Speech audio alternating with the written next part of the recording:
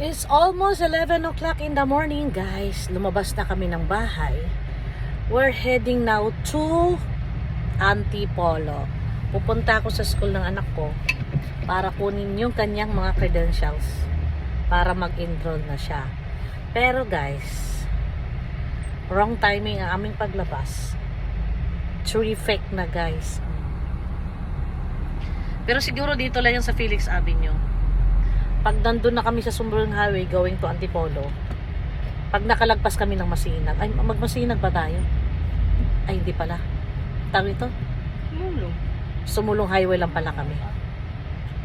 Maluwag-luwag na siguro to, guys. Yan. Pagto yung mga, yun o yung nagsusukat papuntang ano? Santa Lucia. Hindi yung, Hindi ako lumabas ng maaga, guys, ng 8 or 9 o'clock kasi yung anak ko, alauna pa naman ang labas sa trabaho niya kasi nag-ano siya, nag-part-time.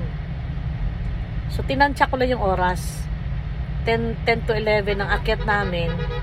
dali lang. Tapos, para wag lang kami wag lang kami maabutan ng tawag nito, break time.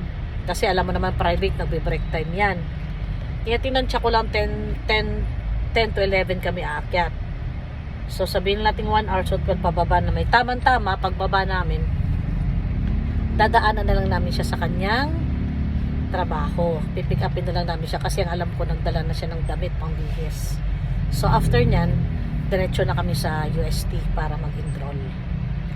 Ayan. So, nag-relax muna ako dito sa aming bahay, guys, kasi next week bugbugan na naman, guys. Bantay na naman ako ng 3 naming apo kasi ang nanay at saka yung anak ko isang nurse mag-duty na naman sa hospital.